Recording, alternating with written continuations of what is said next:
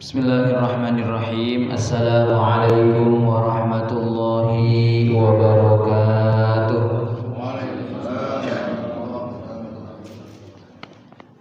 Alhamdulillah wa bihi nasta'inu ala umurid dunya waddin.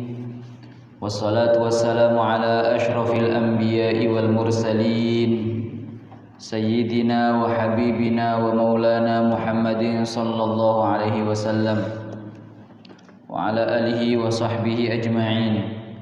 Amma ba'du, qultu rabbi shrah li sadri wa yassir li amri wahlul 'uqdatam min lisani yafqahu qawli. Rabbana zidna ilman warzuqna fahman birahmatika ya arhamar rahimin. Walhamdulillahi rabbil alamin.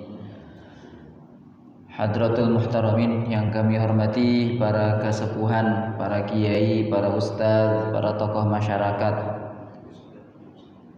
para jamaah pengajian ba'da subuh Masjid Al-Mizan BSD yang dirahmati Allah. Alhamdulillah, pagi hari ini kita semua dipertemukan oleh Allah Subhanahu wa taala dalam rangka thalabul ilm, mencari ilmu. Mudah-mudahan hadirnya kita di tempat ini Allah jadikan ini sebagai amal solih. Allah catat sebagai amal solih. Allah catat sebagai amal yang memberatkan timbangan kebaikan kita. Amin ya rabbal alamin. Jemaah rahimakumullah, seperti biasa kita ngaji dulu. Jadi sebelum kita lanjutkan, kita masih membahas tentang surat Al-Alaq. Kita lanjutkan surat Al-Alaq, pertemuan yang lalu ayat 1 sampai 5. Kita lanjutkan ayat 6 sampai, mudah-mudahan cukup waktunya sampai ayat 19, sampai ayat akhir. Kita sama-sama ta'awudz dulu. A'udzu billahi minasy syaithanir rajim. Silakan.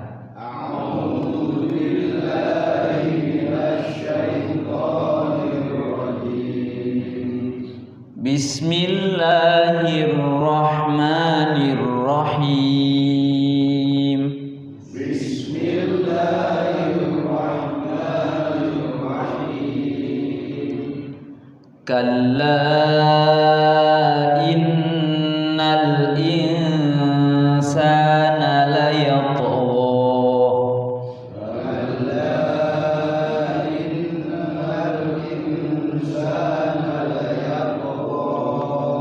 Ar-ra'ahu istaghna.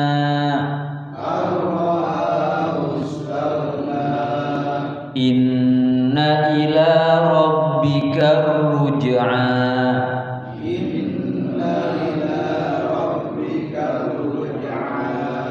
Ara'aita alladhi yanha.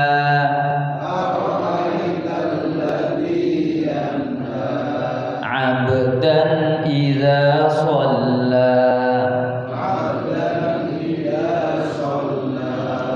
Ara'aita in kana 'alal huda.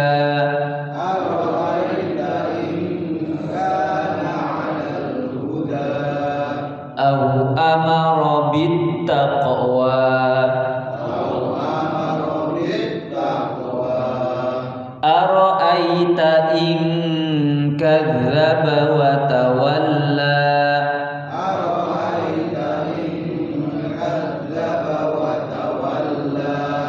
Alam ya'lam bi anna Allaha yara.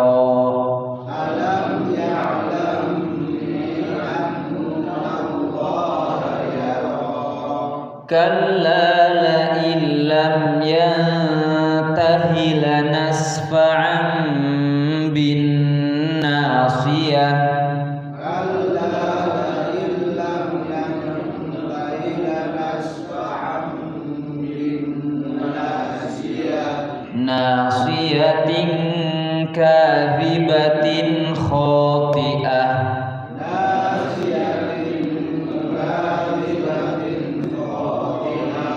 falyad'u nadiyah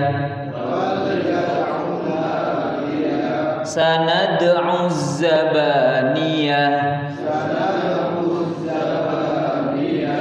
kalla la tuti'hu wasjud waqtarib.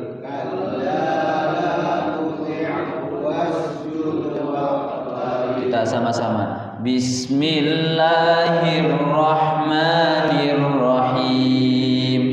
Kalla innal insana layatgha ar-ra'ahu istaghna na ila rabbika ruj'a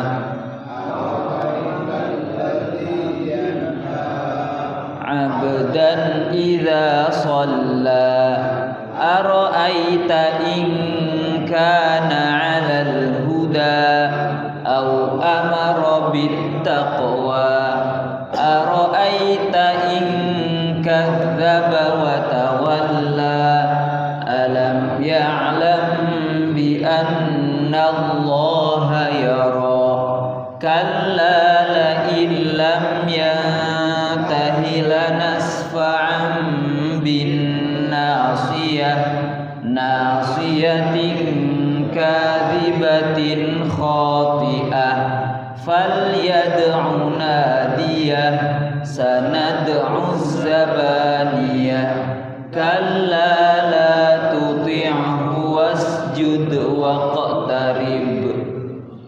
Ini adalah ayat sajadah yang terakhir ini, sehingga disunnahkan untuk membaca tasbih, disunnahkan sujud atau baca tasbih. Subhanallah walhamdulillah wa la ilaha illallah wallahu akbar. Alhamdulillahirabbil alamin. Para hadirin rahimakumullah. Surat Al-Alaq ayat 6 sampai 19 ini Allah Subhanahu wa taala menceritakan tentang sikap orang yang mencegah hamba Allah untuk beribadah.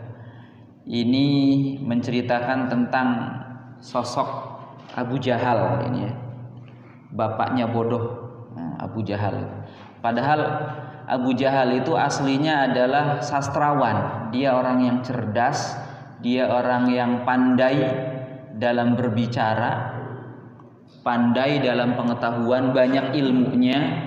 Namun karena dia berilmu tetapi ilmunya itu tidak digunakan untuk keimanan, maka Allah cap dia sebagai Abu Jahal, bapaknya orang bodoh. Kenapa disebut bapaknya orang bodoh? Bukan berarti dia IQ-nya rendah, tetapi dia orang cerdas, tetapi kecerdasannya itu tidak digunakan untuk kebenaran, sehingga digelar sebagai Abu Jahal. Para hadirin jamaah rahimakumullah, dalam tafsir Jalalain Imam Jalaluddin Al-Mahalli dan Jalaluddin As-Suyuti, beliau menafsirkan kalla innal insana la yatgha. Kalla ini maknanya haqqan. Kalla sekali-kali tidak, maknanya haqqan. Haqqan itu adalah benar-benar tidak seperti yang dikira oleh manusia. Dan ini adalah penegasan yang sungguh-sungguh. Innal insana la yatgha. Sesungguhnya manusia itu benar-benar melampaui batas, keterlaluan. Manusia itu kebangetan, itu la yatgha. Bagaimana kebangetannya, bagaimana keterlaluannya, bagaimana melampaui batasnya? Ar-ra'ahu istaghna. Ar-ra'ahu karena dia melihat dirinya, ai nafsahu melihat dirinya, istaghna bil mali, dia merasa cukup, dia merasa tidak butuh bil mali karena dia punya banyak harta. Karena dia sudah punya banyak harta, maka dia tidak membutuhkan Allah. Dia sangat sombong. Mentang-mentang banyak hartanya, dia tidak butuh Allah. Dia tidak membutuhkan yang lain. Ayat ini nazala fi Abi Jahlin. Ayat ini turun mengenai Abu Jahal sebagai contoh manusia yang melampaui batas. Wa ra'ahu ilmiyah. Lafaz ra'ahu itu dia melihat dirinya, melihat di sini adalah fi'il ilmiyah, fi'il mengetahui. Wastaghna maf'ulun tsanin wa an ra'ahu maf'ulun lah. Nah, ini kaidah sorofnya ini ya dan nahwunya. Lafaz istaghna itu maf'ul yang kedua. Lafaz ra'a itu memiliki dua objek. Melihat bahwa A adalah A, berarti A adalah B, berarti A dan B itu adalah objek dari ro'a tadi, melihat. Dia melihat bahwa dirinya itu adalah objek yang pertama. Istaghna, dia merasa cukup, nah itu adalah objek yang keduanya. Dia melihat bahwa dirinya adalah merasa cukup. Dirinya objek pertama, merasa cukupnya adalah objek yang kedua. Dan lafaz ar-ra'ahu di situ dalam kaidah nahwu namanya maf'ullah, sebab, menjelaskan sebab. Kenapa disebut melampaui batas? Sebab dia melihat dirinya itu merasa cukup, tidak membutuhkan yang lain. Merasa cukup karena hartanya itu. Inna ila rabbika, sesungguhnya hanya kepada Tuhanmu ya insan, wahai manusia, ar-ruj'a, tempat kembali, yaitu tempat kembali yang pasti. Allah melanjutkan firman-Nya, inna ila rabbika ar-ruj'a, sesungguhnya kepada Tuhanmu lah wahai manusia ar-ruj'a, tempat kembalinya, ayir ruju', tempat rujukannya yang pasti, tempat kembalinya yang pasti. Jangan merasa gagah karena suatu saat kita akan lemah. Jangan merasa muda terus karena suatu saat kita akan kembali tua, menua. Kalau sudah menua, yang tadinya kuat melemah. Yang tadinya kaya bisa jadi suatu saat akan menjadi miskin. Yang tadinya hidup suatu saat akan mengalami mati. Itulah tanda-tanda kembalinya kita kepada Allah Subhanahu wa taala. Ayat ini dalam tafsir Jalalain takhwifun lah, sebagai ancaman bagi manusia, fayujazi taghiya bima yastahiquhu, maka orang yang melampaui batas akan dibalas sesuai dengan apa yang pantas ia terima. Jadi kita ini tidak boleh melampaui batas. Meskipun ayat ini sebab turunnya menceritakan tentang Abu Jahal, dalam kaidah usul, dalam kaidah umum dijelaskan bahwa al-ibratu bi umumil lafzi la bi khususis sababi. Ungkapan hukum itu, ibarat hukum itu, ungkapan hukum itu berlaku sesuai dengan umumnya lafaz, bukan khususnya sebab. Artinya ayat ini tidak hanya berlaku untuk Abu Jahal saja, tetapi ini juga berlaku untuk kita semua.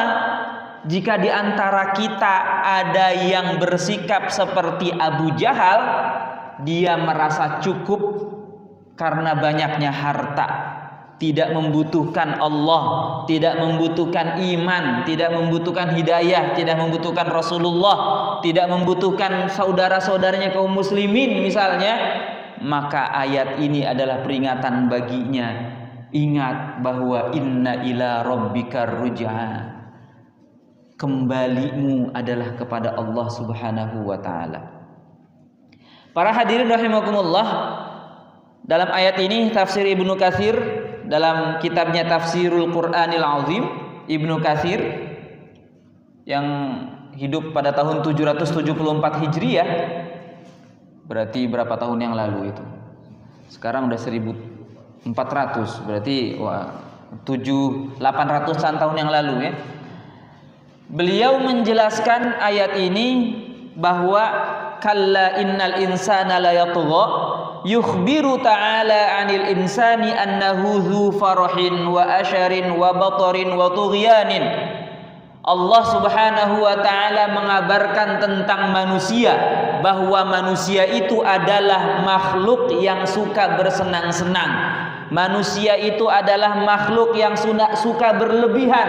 Manusia itu adalah makhluk yang suka sombong, dan manusia itu adalah makhluk yang melampaui batas. Beliau menjelaskan idza ra'a nafsahu qad istaghna wa kathura maluh. Apabila dia melihat dirinya telah merasa cukup dan hartanya melimpah. Jadi kalau sudah merasa cukup dan hartanya melimpah, maka dia akan sombong dan melampaui batas. Ya kayak konten kreator itu kan, pamer duit gitu kan. Wah, mandi pakai duit. Beli harga misalnya makanan harganya 15 juta. Wow, murah banget gitu kan. Dia merasa sombong. Beberapa bulan berikutnya dia ditahan karena kasus misalnya. Ternyata ya macam-macam lah ya. Ada yang ternyata karena itu pencucian uang, ada yang ternyata karena tambang batu bara, ada yang karena ternyata orang tuanya karena bandar judi, macam-macam lah. Ya mereka itu ya kalau sudah punya banyak uang itu ya akan sombong. Thumma tahaddadahu wa tawa'addahu wa wa'adhahu. Lalu Allah Subhanahu wa taala mengancamnya, mengingatkannya, memperingatkannya dan menasehatinya. Faqala, Allah berfirman, inna ila rabbikar ruj'a. Sesungguhnya kepada Tuhanmu tempat kembali. Ilallahil masiru wal marji'u, yakni kepada Allah lah tempat berakhir dan tempat kembalinya. Kita semua ini yang hidup, semua akan kembali kepada Allah Subhanahu wa taala. Makanya kalau ada berita kematian itu kan biasanya diawali dengan inna lillahi wa inna ilaihi. Awas, jangan walillahi lagi, ilaihi roji'un. Karena kadang-kadang ada saudara-saudara kita inna lillahi wa inna lillahi roji'un gitu ya. Padahal yang benarnya adalah inna lillahi wa inna ilaihi roji'un. Apa maknanya? Inna lillahi, sesungguhnya kita semua ini lillahi, milik Allah, kepunyaan Allah. Wa inna ilaihi, dan kita semua ini ilaihi, kepada Allah lah roji'un, kembalinya, orang-orang yang kembali. Kita semua ini dikembalikan kembali kepada Allah Subhanahu wa taala. Jadi subhanallah, setiap ada berita kematian diingatkan bahwa kita semua ini milik Allah, kita semua ini akan kembali kepada Allah. Jadi kematian itu adalah kembalinya kita kepada Allah Subhanahu wa taala. Sudah beres Pak kalau sudah meninggal. Enggak lagi pusing mikirin utang. Paling ahli warisnya yang sibuk ya, harus melunasi hutang-hutangnya. Enggak pusing lagi mikirin amal, enggak pusing lagi mikirin nanti siang ini belanja apa misalnya. Enggak pusing lagi itu. Sudah tenang. Dan amal-amalnya terputus, kata Rasul, kecuali 3 perkara ya. Apa 3 perkara itu? Shadaqatun jariyah ya, sedekah yang jariyah, yang pahalanya terus mengalir. Aw ilmun yantafi'u bihi, ilmu yang dimanfaatkan. Shadaqatin jariyatin aw ilmin yantafa'u bihi aw waladin sholihin yad'ulah, atau anak solih yang senantiasa mendoakannya. Jadi kalau bapak-bapak, ibu-ibu punya anak solih, baik anak kandung ataupun anak asuh, insya Allah itu adalah investasi dunia akhirat. Di dunia kita bisa merasakan manfaatnya, betul? Kalau ada kesulitan tentu dibantu sama anak-anak kita. Begitupun di akhiratnya, karena ketika kita nanti telah tiada, kita senantiasa dapat kiriman doa dari anak-anak solih. Coba setiap Rabbighfirli wali walidayya, ya Allah ampuni kamu dan ampuni kami, ampuni aku dan ampuni kedua orang tuaku. Itu adalah doa. Dapat ampunan, diringankan lagi nanti dosa kita. Jadi insya Allah kita mendidik anak-anak kita itu adalah investasi dunia akhirat. Di dunianya kita dapat manfaat, di akhiratnya insya Allah dapat manfaat juga. Jadi jangan jangan hitung-hitungan lah kalau untuk mensolehkan anak-anak kita, baik anak kandung maupun anak asuh. Karena anak asuh pun insya Allah itu akan menyelamatkan kita. Para jamaah rahimakumullah, masih dalam Ibnu Katsir melanjutkan wasayuhasibuka ala malika. Setelah kita diingatkan bahwa kita akan kembali kepada Allah dan Allah akan menghisab harta kita. Harta yang kita bangga-banggakan itu nanti akan dimintai pertanggungjawaban, akan dimintai LPJ-nya, laporan pertanggungjawabannya. LPJ-nya itu min aina jama'tahu wa fima soroftahu. Ada dua pertanggungjawabannya. Yang pertama adalah min aina jama'tahu, dari mana engkau mengumpulkannya, wa fima soroftahu, dan untuk apa engkau membelanjakannya. Pemasukannya diaudit, pengeluarannya juga diaudit nanti di akhirat. Pemasukannya apakah dengan cara yang benar, apakah dengan cara bekerja, apakah dengan cara misalnya mendapatkan pemberian dari orang, didapatkan dari pemberian orang, ataukah dari harta warisan, ataukah dari misalnya dari usaha, ataukah dari yang lainnya. Sebab-sebab kepemilikan harta itu nanti akan dihisab. Dari mana harta kita diterima, didapatkan. Lalu yang kedua yang akan diaudit, dimintai pertanggungjawaban di hadapan Allah, belanjanya. Untuk apa harta kita dibelanjakan? Semua itu akan dimintai pertanggungjawabannya oleh Allah Subhanahu wa taala. Ma'asyiral muslimin rahimakumullah, ayat berikutnya ara'aital ladzi yanha 'abdan idza shalla. Ara'aita fi thalathati mawadhi'a litta'ajjubi. Dalam kitab Jalalain disebutkan lafaz ara'aita, apakah kamu melihat, yang disebutkan 3 kali dalam surat Al-Alaq ini adalah bentuk ungkapan kekaguman. Ara'aita alladzi yanha, ara'aita in kana 'alal huda, ara'aita in kadzdzaba. Ada 3 ara'aita. Ini adalah ungkapan kekaguman. Allah Subhanahu wa taala mengajak kita untuk mengagumi peristiwa-peristiwa yang Allah sebutkan tadi. Alladzi yanha, orang-orang yang melarang itu. Siapa orang yang melarang itu? Contohnya adalah Huwa Abu Jahlin. Dia adalah Abu Jahal. Melarang siapa? Melarang abdan, melarang hamba Allah, huwa nabiyyu sallallahu alaihi wasallam, yakni Nabi sallallahu alaihi wasallam, idza shalla, saat beliau sholat. Jadi pas Nabi Muhammad sholat itu dicegah sama Abu Jahal. Dalam tafsir Ibnu Katsir beliau menjelaskan ara'aital ladzi yanha 'abdan idza shalla, tahukah kamu orang yang melarang seorang hamba ketika ia sholat? Nazalat fi Abi Jahlin la'anahullah. Ayat ini turun tentang Abu Jahal, semoga Allah melaknatnya. Tawa'adat Nabiyya sallallahu alaihi wasallam ala salati indal bait. Abu Jahal itu mengancam Nabi Muhammad sallallahu alaihi wasallam karena salat di dekat Ka'bah. Fawa'adhahu Allah taala billati hiya ahsan awwalan. Maka Allah taala menasihatinya terlebih dahulu dengan cara yang paling baik. Jadi nasihat Allah itu lembut yang pertama. Ara'aital ladzi yanha 'abdan idza shalla.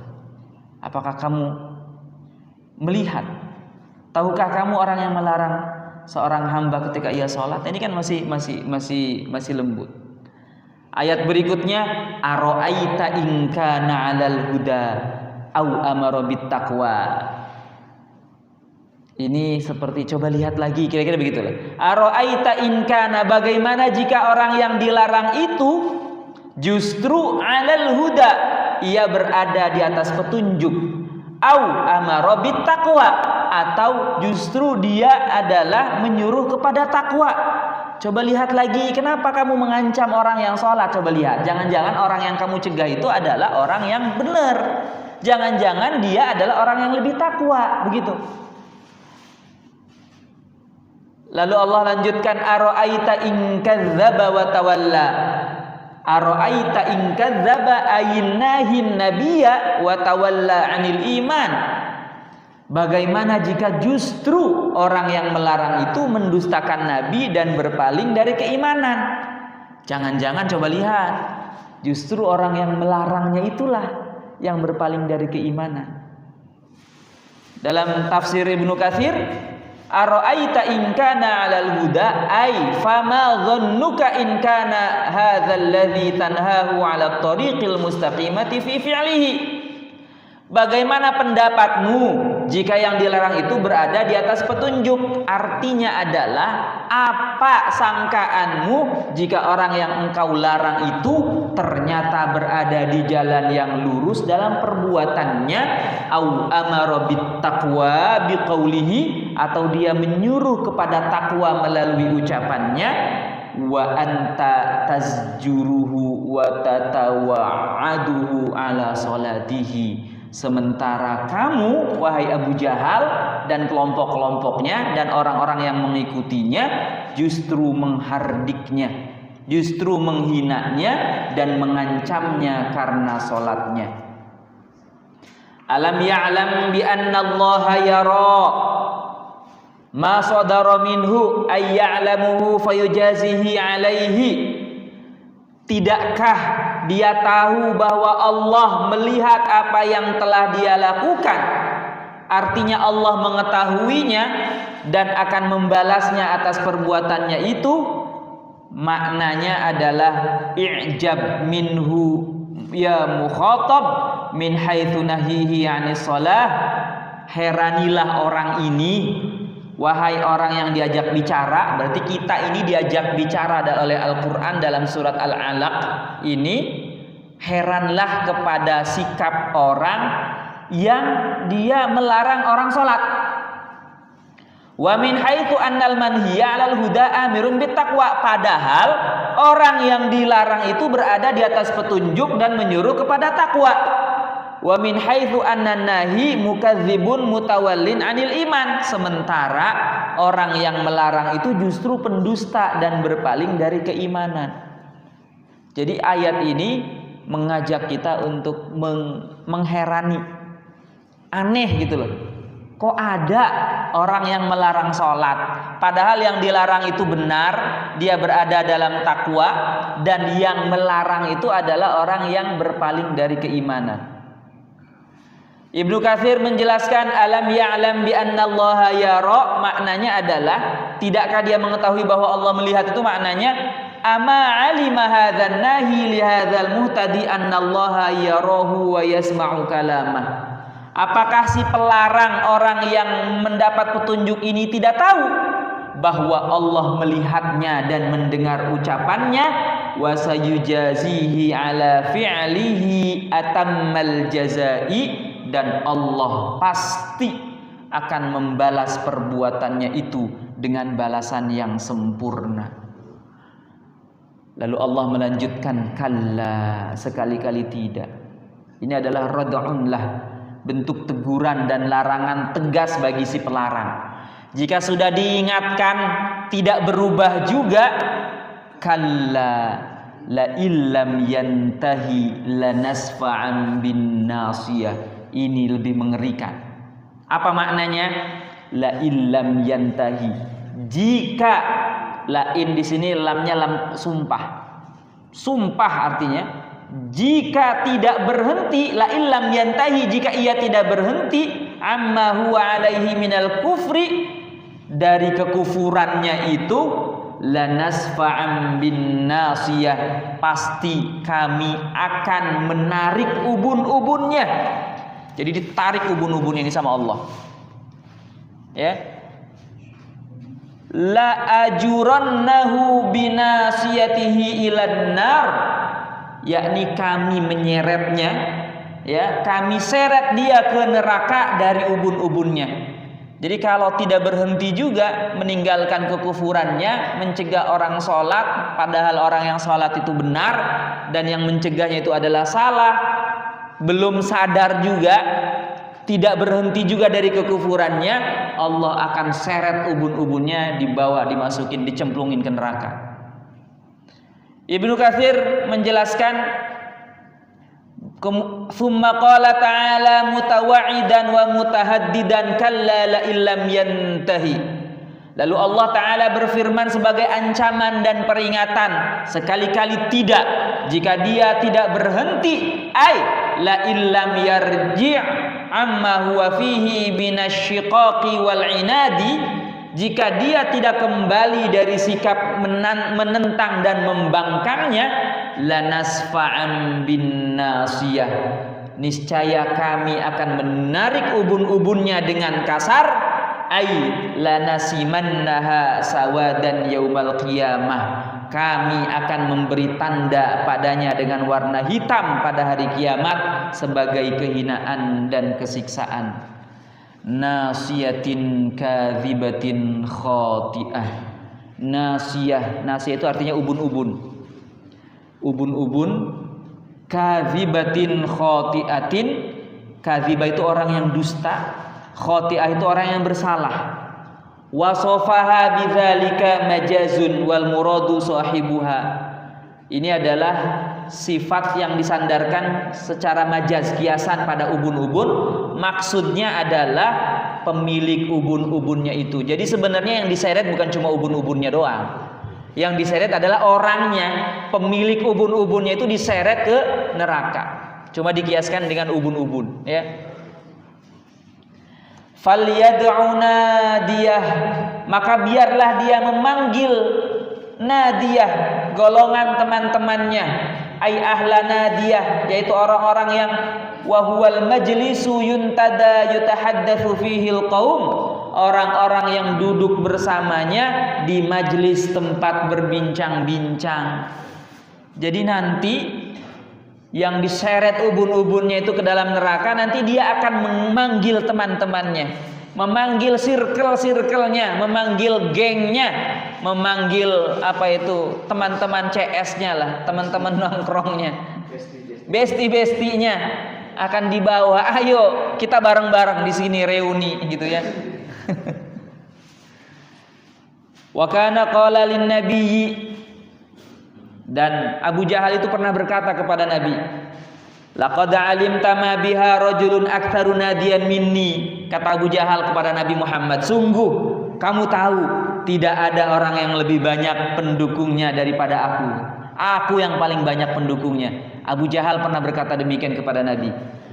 La amla anna 'alaika hadzal wadi in syi'ta khailan jurdan wa rijalan murdan. Akan kupenuhi lembah ini untukmu jika engkau mau, dengan kuda yang gagah dan pasukan laki-laki yang kuat. Begitulah sombongnya Abu Jahal. Hei Muhammad, aku pendukungnya banyak. Lembah ini akan kupenuhi para laki-laki yang gagah-gagah dengan kuda-kudanya jika kamu mau. Begitu kata Abu Jahal. Sanad'u zabaniyah. Kata Allah Subhanahu wa taala membalas jawaban Abu Jahal itu, kami akan memanggil az-zabaniyah. Siapa zabaniyah itu? Al-malaikatul ghilazus syidadu li ihlakih.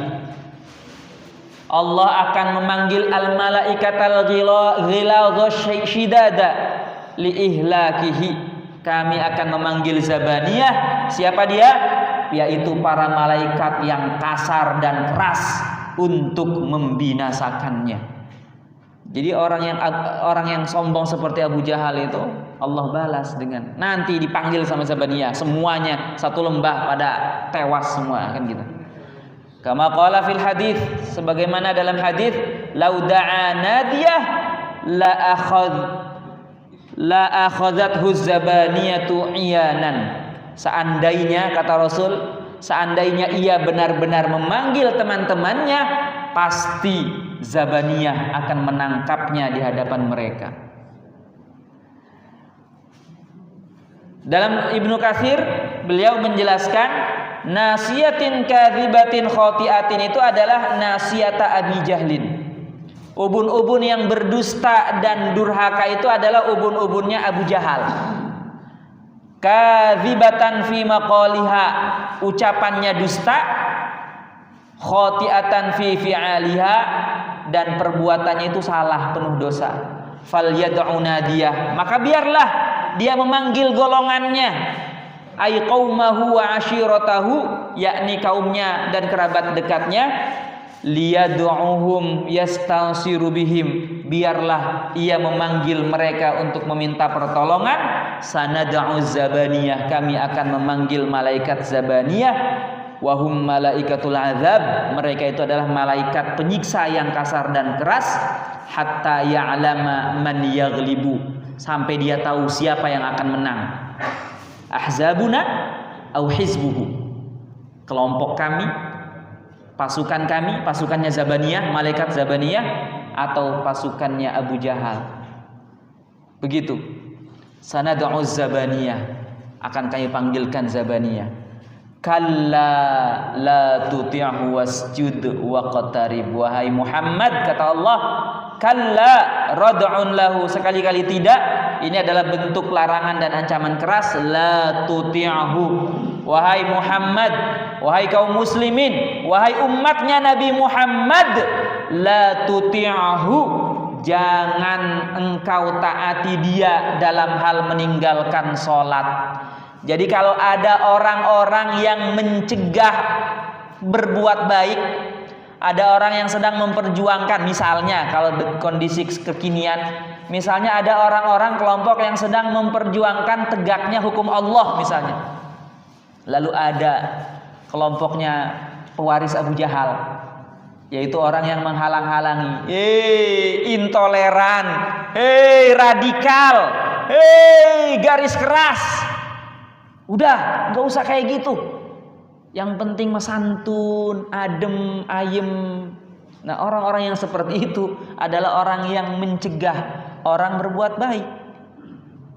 Padahal adalah orang yang berjuang menjalankan hukum syariat itu adalah berada dalam kebenaran. Dan orang yang mencegahnya itu berada dalam berpaling dari keimanan. Maka jawabannya adalah kalla la tuti'hu, jangan taati dia. La tuti'hu ya Muhammad fi tarkis shalah, janganlah engkau taati dia wahai Muhammad dalam hal meninggalkan salat. Wasjud, dan bersujudlah. Sholli lillah, dirikanlah salat karena Allah. Waqtarib minhu bi ta'atihi, dan mendekatlah kepada Allah dengan ketaatannya, dengan ketaatanmu. Dalam tafsir Ibnu Katsir beliau menjelaskan, wa qauluhu kalla la tuti'hu, firman Allah ayat la kalla la tuti'hu, sekali-kali tidak, janganlah engkau patuhi dia, yakni ya Muhammad, la tuti'hu fima yanhaka anhu, wahai Muhammad, jangan engkau patuhi dia Abu Jahal dalam hal yang ia larang kepadamu. Begitupun umatnya, wahai umat Muhammad, janganlah taati ia yang melarangmu untuk berbuat baik, janganlah mentaati ia yang mencegahmu untuk memperjuangkan tegaknya agama Allah, jangan taati dia yang mencegahmu untuk menegakkan izzul Islam wal muslimin, kemuliaan Islam dan kaum muslimin. Minal mudawamati 'alal ibadati wa kathratiha, yaitu dalam hal terus-menerus ibadah dan memperbanyaknya. Wa sholli haitsu syi'ta wa la tubalihi, dan salatlah dimanapun engkau mau dan jangan hiraukan dia, jangan pedulikan dia. Fa innallaha hafizuka wa nasiruka, karena sesungguhnya Allah adalah penjagamu dan penolongmu. Wa huwa ya'simuka minan nas, dan dia akan melindungimu dari gangguan manusia. Wasjud waqtarib, sujudlah dan mendekatlah kepada Allah Subhanahu wa taala. Ini sesuai dengan sabda Nabi Muhammad sallallahu alaihi wasallam dalam sebuah hadis melalui jalur Abdullah bin Wahab, dari Amr bin Al-Harith, dari Umarah bin Ghaziyah, dari Sumay, dari Abu Salih, dari Abu Hurairah, anna Rasulullah sallallahu alaihi wasallam qol, sesungguhnya Rasulullah sallallahu alaihi wasallam bersabda, aqrabu ma yakunul 'abdu min rabbih wa huwa sajidun. Seorang hamba yang paling dekat kepada Rabb-nya adalah saat dia sedang bersujud. Saat hamba Allah bersujud, itulah posisi yang terdekat antara hamba dan Rabb-nya. Kata Rasul, fa'akthirud du'a, maka perbanyaklah doa. Makanya orang-orang soleh itu, hamba-hamba Allah yang soleh itu, dia banyak sholat, dan di sujudnya itu, disitulah dia meminta apapun. Karena posisi sujud itu adalah posisi paling dekatnya hamba dengan Allah Subhanahu wa ta'ala. Jadi bapak-bapak, ibu-ibu, kalau pengen sesuatu, kalau sedang punya hajat, silahkan sholat. Ketika sujud, minta apapun pada saat sujud. Tapi nggak bisa bahasa Arabnya, pakai bahasa dalam hati, ya, dalam hati. Karena sholat itu harus berbahasa Arab. Ya, bacaan-bacaan sholat itu harus berbahasa Arab. Nah, ketika doanya itu kita misalnya tidak bisa mengarabkannya, maka cukup gerenteskan dalam hati, ya Allah. Selesai, adukan di situ pada saat sujud. Karena kata Rasul, aqrabu ma yakunul 'abdu min rabbih wa huwa sajidun. Ya, posisi yang paling dekatnya hamba dengan Allah adalah ketika dia sujud. Fa'akthirud du'a, maka perbanyaklah doa. Maka kalau sholat sedang sendirian, lama-lamalah bersujud. Karena ketika sujud itu adalah posisi paling dekat dengan Allah, dan itu adalah waktu yang mustajabnya doa. Ya, waktu yang paling mustajab, doa yang didengar itu adalah ketika sujud. Para jamaah rahimakumullah, sedikit lagi. Ini adalah hidayatul ayat, petunjuk dari ayat ini. Dalam kitab Aisarut Tafasir, Abu Bakar Al-Jazairi, Syekh Abu Bakar Al-Jazairi, ini ulama kontemporer, ulama modern pada tahun 1439. Berarti saat sekarang ini beliau menjelaskan bahwa petunjuk dari surat Al-Alaq ayat 6 sampai 19 ini adalah ini bayanu sababi nuzulil ayat kalla innal insana la yatgha ila akhiris surah. Ayat ini adalah penjelasan tentang sebab turunnya ayat kalla innal insana la yatgha sampai akhir, menjelaskan tentang Abu Jahal. Yang kedua, bayanu tabi'il insan idza lam yuhadzab bil imani wat taqwa. Penjelasan tentang tabiat manusia jika tidak dibentuk dan dididik dengan iman dan takwa. Kalau kita ini tidak dididik dengan iman dan takwa, maka kita ini akan condong pada kekufuran, condong pada kesombongan. Dia akan merasa sombong. Maka alhamdulillah kita ini diberi bekal iman, diberi bekal takwa, sehingga kita senantiasa berpegang teguh dengan petunjuk Allah Subhanahu wa taala. Alhamdulillah, ini patut kita syukuri. Yang ketiga, nasratullah li rasulih bil malaikah ayanan fil masjidil haram. Allah menolong rasulnya, yaitu Nabi Muhammad, dengan para malaikat secara nyata di Masjidil Haram. Ini pernah dijelaskan dalam sebuah hadis, ya, tentang ancaman Abu Jahal terhadap Rasulullah. Jadi pernah Abu Jahal itu pernah sesumbar di gengnya itu, di teman-teman nongkrongnya, wallati wal uzza katanya, demi Lata dan Uzza, kata Abu Jahal. La in ra'aitu Muhammadan yusalli la aqanna ala raqabatihi wa la u'affiranna wajhahu ala turab. Jika aku melihat Muhammad sedang sholat, pasti akan kuinjak lehernya dan akan kugosokkan wajahnya ke tanah. Begitu kata Abu Jahal.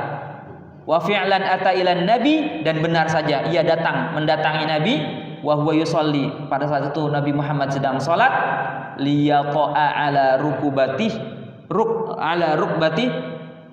untuk menginjak lehernya. Jadi Abu Jahal itu yang mau menginjak lehernya Nabi Muhammad pada saat sholat. Fa idza bihi yankusu ala qibaihi wa yattaqi bi yadayhi. Namun tiba-tiba ia mundur ke belakang dan menangkis dengan kedua tangannya seperti ketakutan. Jadi nangkis-nangkis. Faqila lahu malaka, lalu dikatakan kepada Abu Jahal, apa yang terjadi padamu wahai Abu Jahal? Faqala, ia berkata, inna baini wa bainahu khandaqan min nar wa haula'i ajnihah. antara aku dan dia Muhammad ada parit, ada api neraka. Jadi seperti ada solokan tapi terbuat dari neraka, dan mereka itu keluar memiliki sayap-sayap. Jadi ada banyak malaikat yang mencegahnya, yang menyerang Abu Jahal. Faqala Rasul bersabda, laudana minni la akhtatafathul malaikatu udwan. Andaikan dia mendekat kepadaku, niscaya malaikat akan mencabik-cabiknya satu demi satu bagian tubuhnya. Begitu. Ini adalah ayat tentang bahwa Allah Subhanahu wa taala menolong Nabi Muhammad dengan para malaikat secara nyata di Masjidil Haram. Yang keempat, ini adalah tasjilu la'natillah ala fir'aunil ummah Abi Jahal. Penetapan laknat Allah atas Fir'aunnya umat ini, yaitu Abu Jahal. Wa innahu kana azlama Quraisyin li Rasulillahi wa ashabi. Dan ia adalah orang Quraisy yang paling zalim terhadap Rasulullah dan sahabatnya. Yang terakhir, masyru'iyatus sujud inda tilawati hadhihi surah. Disyariatkannya sujud ketika membaca surat ini. Fasjud waqtarib, bersujudlah dan mendekatlah.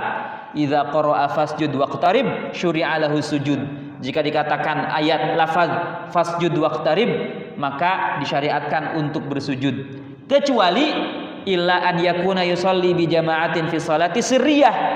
Kecuali misalnya Pak Haji siapa? Pak Haji abinya Kholik, Pak Haji Wawan misalnya sedang menjadi imam dalam sholat jamaah yang sir, bacaannya pelan, baca suratnya Al-Alaq dalam hati, dalam pelan, fasjud waqtarib, maka jangan sujud. Nanti imamnya bingung, makmumnya bingung, lu kok tiba-tiba sujud gitu. Ya, jadi kalau bacaannya pelan itu tidak dianjurkan untuk sujud. Tapi kalau jahar fasjud waqtarib, maka disunahkan langsung Allahu Akbar, sujud dulu. Sujud tilawah namanya. Lalu kemudian berdiri lagi baru ruku, Allahu Akbar. Ya, tapi kalau bisa diumumin dulu. Para hadirin, para jemaah, insyaallah nanti akan kita bacakan surat Al-Alaq. Nanti di akhir surat Al-Alaq kita sujud tilawah. Nanti baru kemudian ruku. Begitu, biar nggak bingung. Khawatirnya ada yang ada nggak sengaja ada kamera yang videonya on misalnya, terus viral kan gitu ya. Ya, jadi imamnya sujud, ini meruku gitu ya, karena nggak tahu bahwa itu adalah sujud tilawah. Kenapa tidak boleh ketika bacaan sir, bacaan yang pelan? Li'alla yuftinahum, agar makmum tidak bingung begitu. Tapi kalau misalnya sholat zuhur, sholat asar yang bacaannya pelan, imamnya membaca surat Al-Alaq, maka jangan sujud tilawah karena makmumnya nanti pada bingung. Begitu ya. Itu saja mungkin, mudah-mudahan pengajian hari ini menjadi ilmu yang bermanfaat dan kita semakin dekat kepada Allah Subhanahu wa taala untuk taat. Barangkali ada yang mau didiskusikan atau ada yang mau menambahkan, kami persilahkan. Tafadhol. Kepada jamaah sebelum ditutup dengan doa, barangkali ada yang perlu didiskusikan atau ditambahkan, dipersilakan.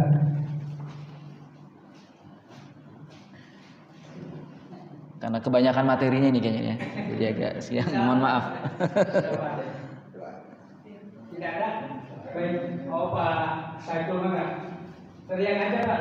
Langsung aja. Siap, keturunan. Tadi masalah sujud saja dan sujud tadi ya, lawan. Itu kalau imam ya, saya sering di sini juga kan baca surat Al-Alaq gitu kan. Sebenarnya itu disyariatkan, bahasanya disyariatkan diwajibkan atau memang disunahkan. Ya. Kalau diwajibkan berarti dosa dong. Salah ya. Kalau diwajibkan, ya. Kalau disunahkan tadi dimaafkan. Iya. Ya, tidak wajib. Ya, hanya dianjurkan, disunnahkan saja. Disunnahkan sujud. Dan sujud itu pun bisa diganti dengan bacaan tasbih. Subhanallah walhamdulillah wala ilaha illallah wallahu akbar. Begitu. Misalnya kita lagi baca surat Al-Alaq misalnya dalam keadaan sedang duduk yang tidak mungkin sujud misalnya, maka cukup diganti dengan bacaan tasbih. Begitupun ketika imam membaca surat Al-Alaq atau surat sajadah lainnya tapi tidak sujud misalnya, tidak masalah, tidak dosa. Tapi lebih baiknya adalah sujud tilawah. Itu dianjurkan saja, sunnah. Jadi kalaupun tidak sujud tidak dosa. Wallahu a'lam. Ada lagi? Masih ada tambahan. Ibu-ibu barangkali ada yang perlu dipertanyakan, dipersilakan. Cukup. Baik, cukup kayaknya. Baik. Mohon ditutup dengan doa. Baik para jamaah rahimakumullah, kita akhiri majelis ini dengan sama-sama berdoa kepada Allah Subhanahu wa taala. Mudah-mudahan ilmu yang kita terima ini menjadi ilmu yang berkah. Allahumma shalli ala sayyidina Muhammad ya rabbi shalli alaihi wasallam. Alhamdulillahirabbil alamin.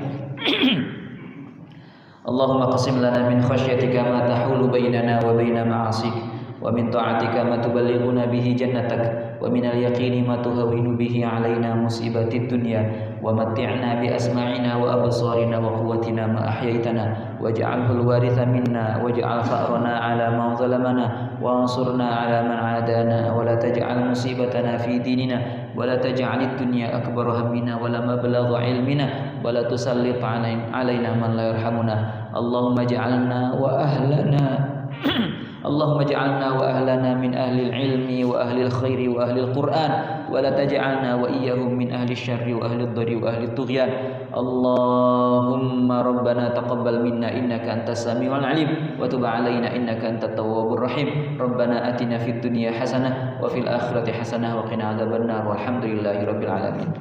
Hadanallahu yakum ajma'in wal 'afu minkum wassalamu alaikum warahmatullahi wabarakatuh. Waalaikumsalam warahmatullahi wabarakatuh.